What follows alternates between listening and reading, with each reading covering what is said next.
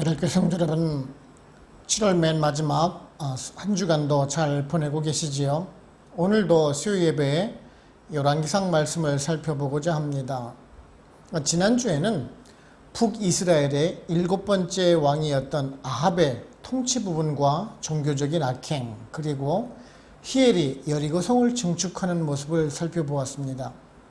이제 오늘은요, 이러한 그 악행을 향해 가던 그 아합 왕에게 가뭄이 있을 것을 선포하고 또한 그릿 시냇가로 도피 생활을 하는 엘리야 선지자에 대해서 우리가 다루고 있는 모습을 살펴보고자 합니다. 이 아합 왕에게 가뭄을 선포하는 것으로 시작되고 있는 이 엘리야 선지자의 그 활약은요, 열왕기 하 2장에 이르기까지 무려 8장에 달하는 아주 많은 기록이 이어지고 있는 모습을 보실 수가 있습니다. 이 엘리야 선지자만큼 이스라엘 역사상 가장 탁월한 선지자도 없을 것입니다. 계속해서 우리가 살펴보겠지만은 그는 이제 시돈 땅으로 가서 사르밧 과부의 공개를 받기도 하고요. 그녀의 아들을 다시 살리는 일을 하기도 합니다. 그리고 바알과 아세라 선지자와의 그 대결에서 이기기도 하지요. 또한 이세벨의 박해를 피해서 호렙산으로 도피 생활을 하기도 합니다. 나봇의 포도원을 빼앗았던 그 아합을 꾸짖고 또한 아시아의 죽음을 예언하기도 합니다. 그리고 또한 이 엘리야 선지자는 최종적으로 죽음을 보지 않고 하늘로 승천한 인물이기도 합니다. 그래서 유대인들은 이 모세에 버금가는 선지자로 추앙을 하는 인물이 바로 곧 이 엘리야 선지자이기도 합니다. 예수님께서 공생의 사역을 시작하실 때에는 이 엘리야로 오해를 하기도 합니다. 그리고 이제 마태복음 17장을 보시게 되면 주님께서 이 변화산에서 변모한 모습이 있을 때 모세와 함께 있던 그 엘리야를 발견할 수도 있기도 합니다. 그만큼 그 선지자를 대표하는 인물로 엘리야를 꼽을 수가 있을 것입니다. 오늘은 이러한 엘리야의 그 등장하는 모습을 우리가 살펴보고자 합니다. 아합을 꾸짖고 가뭄이 있을 것을 말하면서 이를 피해서 그릿 시냇가로 피신을 합니다마는 까마귀를 통해서 양식을 공급을 받게 되지요. 조금은 우리가 그 초현실적인 모습으로 기록이 되고 있지만 우리는 이러한 자연현상을 통해서도 역사하시는 그런 하나님의 사역을 발견할 수가 있는 것입니다. 오늘은 이런 엘리야의 그 사역 시작을 기록하고 있는 모습을 살펴보면서 우리들에게 또한 어떤 은혜를 주는지 한번 알아보도록 해보겠습니다. 첫째는요, 우리 성도는 평범하지만 선택을 받은 하나님의 사람이라는 것입니다. 1절을 보시면은 길르앗에 우거하는 자 중에 디셉 사람 엘리야가 아합에게 말하되 내가 섬기는 이스라엘의 하나님 여호와께서 살아계심을 두고 맹세하노니 내 말이 없으면 수년 동안 비도 이슬도 있지 아니하리라 라고 말씀을 하고 있습니다. 당시 그 우상 숭배에 빠져서 악의 길로만 가고 있던 그 북이스라엘을 향해서 경고의 메시지를 전해주고 있는 그런 엘리야 선지자의 그 등장을 알리고 있는 모습을 보실 수가 있습니다. 오늘 보시게 되면은 길르앗에 우거하는 자 중에 디셉 사람 엘리야라고 기록을 하고 있는데요. 잠깐 한번 지도를 보시겠습니다.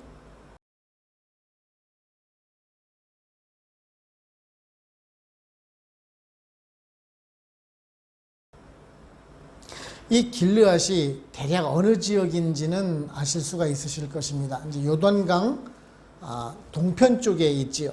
이것은 곡창지대로 목초지로 아주 유명한 곳이기도 합니다. 사실 이곳은 창세기 31장에 나오는 야곱과 그 삼촌 그 라반 사이에 맺은 언약으로 돌을 쌓은 의미로 돌무더기란 뜻을 가지고 있는 곳입니다. 신앙의 그 암흑기를 대변하는 이 시기에 엘리야가 이런 의미를 가지고 아주 유서 깊은 그 길르앗이라는 곳에서 살고 있었다라는 것은 아주 의미 깊은 내용이기도 합니다. 그런데요, 이 엘리야에 대한 특별한 기록이 없습니다. 그저 그냥 디셉 사람 엘리야라고만 기록되고 있다라는 점입니다. 왜 디셉 사람이라고 했는지에서는 우리가 뭐 정확히 알 수는 없습니다만은 그 동일 시대에 비슷한 시기에 활동하던 엘리야라는 이름을 가진 선지자와 구분을 짓기 위함인 것 같습니다. 역대상 8장 27절에는요 베냐민 자손 엘리야가 기록이 되고 있고요. 에스라서 10장 21절에는 하림 자손 엘리야가 기록이 됩니다. 그리고 역시 또한 에스라 10장 26절에는 엘람 자손 엘리야가 기록이 되고 있습니다. 그러니까 이들과 구분을 짓기 위해서 지금 디셉 사람이라고 기록을 하고 있는 것입니다. 외형적인 특징은 그가 이제 털이 많이 났다라고 알려져 있죠. 그리고 허리에 가죽끈을 맨 복장을 하고 동굴에 기거를 하였다라고 기록이 되고 있습니다. 근데 우리가 지금 주위에서 볼 점은 그가 어떤 그 명문가의 자녀도 아니고 왕족도 아닌 그저 그냥 평범한 가정에서 태어난 선지자였다라는 사실입니다. 이런 평범한 가정에서 자란 엘리야가 아합 왕을 통해서 그 향해서 심판의 메시지를 전달하고 있다는 사실이 우리를 놀랍게 하곤 합니다. 대부분의 사람들은 자신보다 높은 위치에 있는 사람들, 좀 더 강한 사람을 만나게 되면은 움츠려들고요, 말도 제대로 하지 못하는 것이 현실의 모습이기도 합니다. 그런데요, 말씀드린 대로 아주 평범한 사람이 그것도 왕을 향해서 그것도 축복의 메시지가 아닌 하나님의 심판을 전하고 있다는 사실이 아주 놀랍습니다. 그렇다면은 이렇게 엘리야 선지자가 자신 있게 왕 앞에서도 큰 소리를 낼 수 있었던 그 원인이 무엇일까요?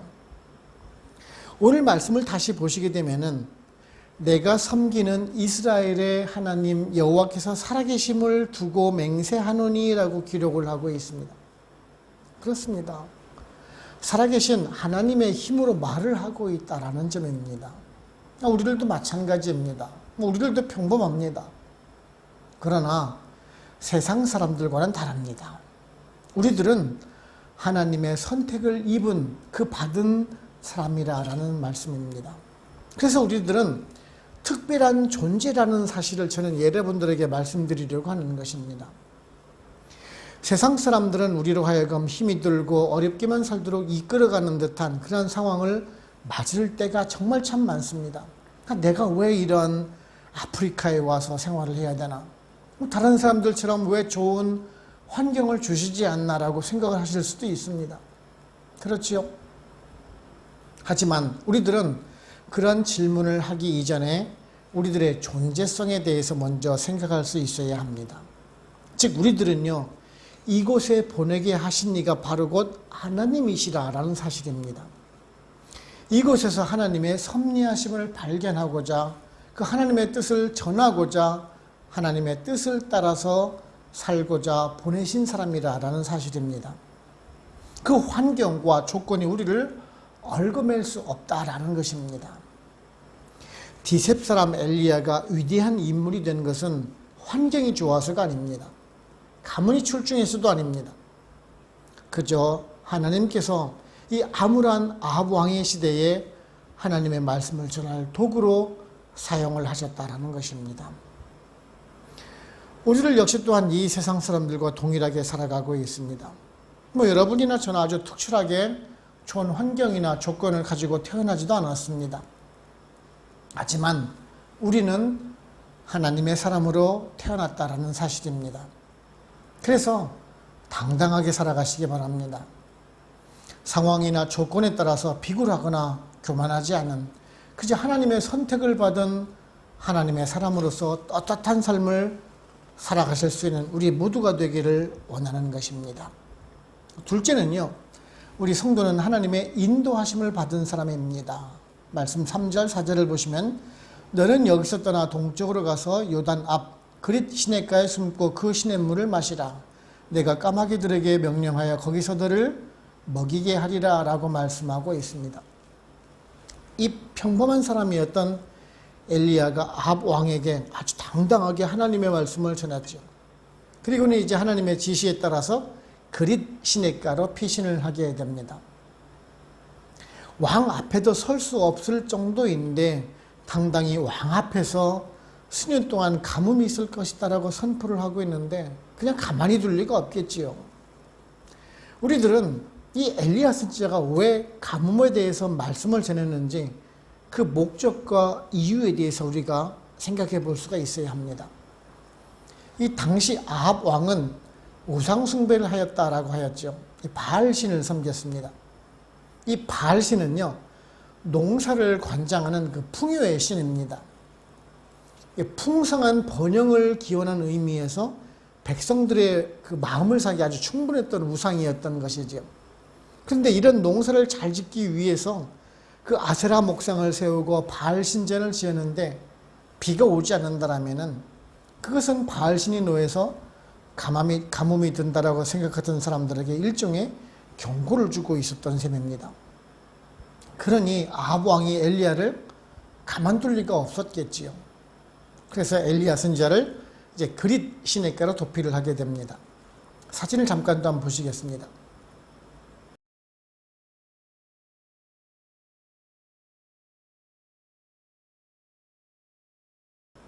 이곳은 엘리야의 그 고향 부근에 있는 작은 시냇가입니다. 아주 계곡 안에 있습니다.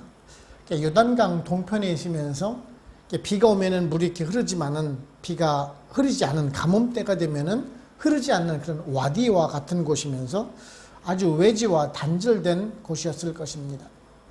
이곳에 숨으라라고 하나님께서 말씀을 하시지요. 아마도 그 가뭄이 지속되던 그 거의 한 3년이라는 기간 동안 여기에 있었을 것이다 라고 생각이 듭니다. 물론 그곳에서 생활하기가 그리 쉽지만은 않았을 것입니다. 그런데 하나님께서는 까마귀란 동물을 사용을 하게 됩니다. 이게 어떤 학자들은 여기에서 이 까마귀란 단어의 원어, 까마귀는 이제 오레빔이라고 부르는데 이 단어를 오르빔이 아니라 아르빔이라고 해석을 하기도 합니다. 이 아르빔이란 단어는 아랍 사람들이라는 말입니다. 지금 아랍 사람들이 엘리야를 먹여 살렸을 것이다라고 얘기를 하는데요. 그 부근에 살고 있던 아랍 사람들이 엘리야를 도와주었다는 말이기도 한데요. 그런데 단지 이것은 억지 추측에 불과하고요. 우리들은 그냥 문자 그대로 까마귀라고 해석을 하는 것이 옳을 것입니다. 사실 이 까마귀는 부정하다고 여기는 동물입니다. 죽은 동물의 사체를 먹는 새입니다. 그래서 부정한 동물로 취급을 받고 있는 이 동물을 사용하신다는 것은요, 하나님의 섭리하심을 지금 우리가 아주 특별하게 느껴지기도 합니다. 그런데요, 이러한 비천한 동물일지라도 하나님의 뜻을 이루어가는 거룩한 도구로 사용이 되고 있다는 점입니다. 어찌 보면 우리는 참 말도 되지 않는 이야기인 것처럼 느끼지만은요, 놀라우신 그 하나님의 섭리와 은혜를 발견을 하게 됩니다. 제가 이 까마귀 아주 불결한 아주 부정한 동물이라고 말씀드렸지만은요, 사실 우리들은요, 하나님 보시기에 까마귀와 비교를 해서 더 나은 창조물이라고 자신할 수가 있을 것입니까? 사실 우리가 까마귀보다 사실 더 나은 것이 있습니까? 제가 여러분들께 좀 과장해서 말씀드린 것 같기도 합니다만은요, 하나님의 창조물인 우리들 자신을 돌아보게 되면은 죄악 가운데 살아가는 사람들이 아닙니까? 까마귀는 이 하나님의 도구로 살아가지만 지금 그 까마귀는 우상숭배를 하지도 않습니다.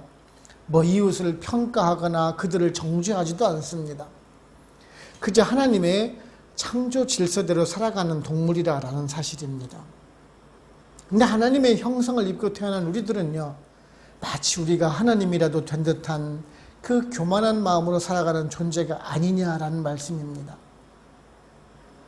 정확히 말씀드려서 우리들이 하나님의 은혜가 아닌 것이 무엇이 있습니까? 사실 모든 것이 하나님의 인도하심을 받아서 살아가는 존재가 바로 곧 우리들 아닙니까? 엘리야가 그리 시냇가로 인도하심을 받고 그곳에서 까마귀가 보내주는 양식을 3년여를 먹으면서 살아갑니다. 만일 우리가 엘리야의 입장이라면 어떤 결정을 할까요? 차라리 하나님 말씀을 안전하고 편하게 살려고 하진 않을까요? 우리를 스스로 한번 돌아보시기를 바랍니다.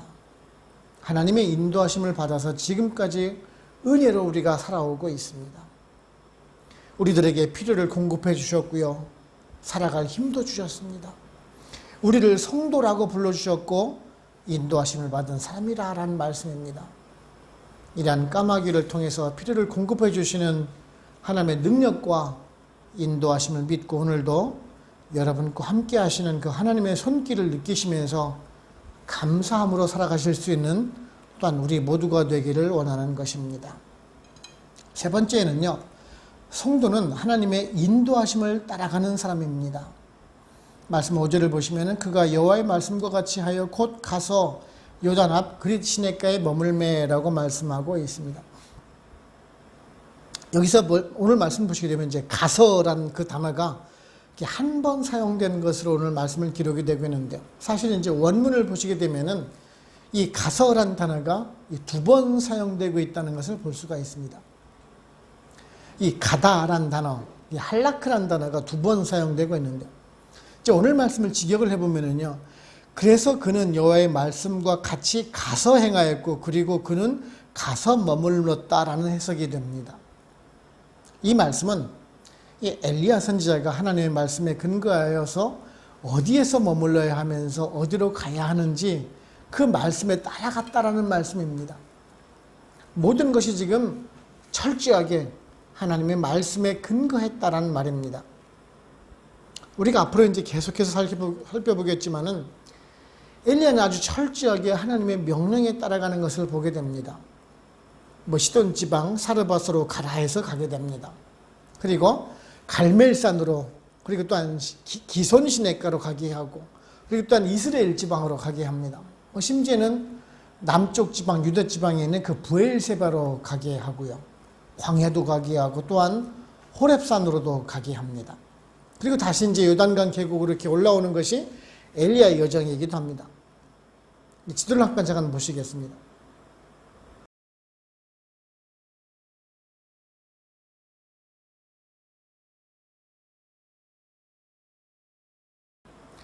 엘리야는요, 이스라엘 전국을 누비면서 다니게 됩니다. 그가 여행을 가고 싶어서 간 것이 결코 아닙니다. 모두 다 하나님의 명령에 따라서 간 것이다 라는 말씀입니다. 하나님의 사역을 감당하기 위해서 하나님의 명령에 철저하게 순종하고 있는 모습을 보게 됩니다.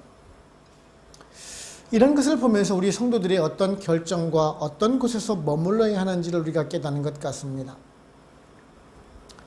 저도 참 여러 곳에서 사역을 했는데요. 미국에서, 캐나다에서, 파라과이에서, 그리고 이곳 아프리카 나이지리아에서 사역을 경험을 하곤 합니다. 모든 과정이 사실 하나님의 인도하심을 경험하는 아주 귀한 시간이었었습니다. 제가 더 좋은 환경으로 더 좋은 조건을 받기 위해서 사역지를 옮기는 것은 결코 아닙니다. 사실 더 좋지 못한 곳으로만 인도하고 계시는 것을 보게 됩니다. 이것을 제가 자랑하려는 것은 결코 아닙니다. 하지만 이러한 하나님의 인도하심을 통해서 더 좋지 못한 환경과 조건 속에서도 그 하나님의 인도하심과 그 베풀어 주시는 은혜를 경험할 수 있었다라는 사실입니다.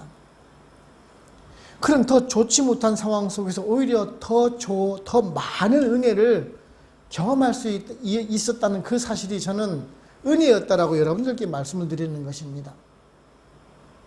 사실 우리들 같은 사역자들이야 하나님께서 허락하시고 보내주시는 곳에서 사역을 하지만 우리 성도님들은 자원에서 아프리카로 오셨다라고 생각하실 수가 있을지도 모르겠습니다. 모든 것이 본인의 판단과 의지에 의해서 오셨다라고 생각하니까요. 그런데요, 그런 가운데에서도 하나님의 인도하심을 경험하지는 않으셨습니까? 분명 다른 곳으로 갈 수 있는 상황인데도 불구하고 이곳 나이지리아로 인도하신 그 경험은 없으신가요? 분명히 있으실 것입니다. 바로 그것입니다. 우리 성도, 하나님의 택하심을 받은 성도는 하나님의 인도하심을 따라서 가는 삶이라고 할 수가 있다는 것입니다. 그래서 우리들의 행동 반경도 하나님의 기준에 따라가야 하는 것입니다. 창세기 12장을 보시게 되면은요, 그 아브라함도 하나님의 말씀을 따라서 쫓아갔다라고 기록을 하고 있습니다. 그 당시 그 부족국가 사회에서 자신의 민족을 떠나서 다른 곳으로 간다라는 것은 죽음의 길로 가는 것이랑 전혀 다를 바가 없습니다. 그럼에도 불구하고 아브라함은 하나님이 지시하시는 곳으로 전혀 알지 못하는 곳이라 할지라도 가게 됩니다. 그래서 믿음의 조상이라고 부르는 것입니다. 전적인 하나님의 말씀에 순종함으로 축복을 받은 사람이라는 것이지요. 우리도 사실 하나님의 선택을 받은 사람입니다. 그래서 하나님의 인도하시는 길로만 행해 나가야 하는 것입니다. 이것이 비록 힘들고 어려운 길이라 할지라도, 여러분 회사가 힘들다 할지라도 하나님의 인도하심이 있으면은 순종하는 모습으로 따라가야 하는 것입니다. 꼭 여러분 중에서 지금의 현실이 힘들고 어려운 분이 계십니까? 그러시면은 더 하나님과 기도로 묵상하시는 가운데 하나님의 인도하심을 간구하시기 바랍니다. 분명 하나님을 의지하는 그 성도에게 선한 길, 그 축복의 길을 예비하시고 우리들로 하여금 인도해 주실 것입니다. 그런 선하신 하나님의 인도하심을 받고 따라가심으로 말미암아 복을 받아 누리실 수 있는 또한 저와 여러분들 되시기를 바랍니다. 결론적으로 말씀드리면 7절을 보시면 땅에 비가 내리지 아니하므로 얼마 후에 그 시내가 마르니라 라고 말씀하고 있습니다. 오늘 말씀의 구절만 보아서 그 가뭄의 기간이 얼마 정도 되어있는지는 우리가 잘 알 수 없습니다. 그런데 그 뒤에는 18장 1절의 말씀을 보게 되면 그 기간이 대략 한 3년 정도라는 것을 우리가 알 수가 있습니다. 여러분, 3년 동안 그런 그 시냇가에서 까마귀가 보내주는 음식과 시냇물만 먹으면서 3년을 살라라고 여러분 말씀하시면 여러분은 흔쾌히 좋다고 하시면서 살아가실 수가 있겠습니까? 저도 그렇지만 그리 쉬운 일은 결코 아닐 것입니다. 그런데요, 분명 하나님께서 엘리야에게 피신하러 한 곳이 결코 좋은 곳이 아니었다라는 사실입니다. 그리고 후에도 계속 살펴보겠지만 갈멜산으로 호렙산으로 광야로 계속 보내십니다. 그것이 좋은 곳은 결코 아닙니다. 험하고 살기 힘든 지역이기도 합니다.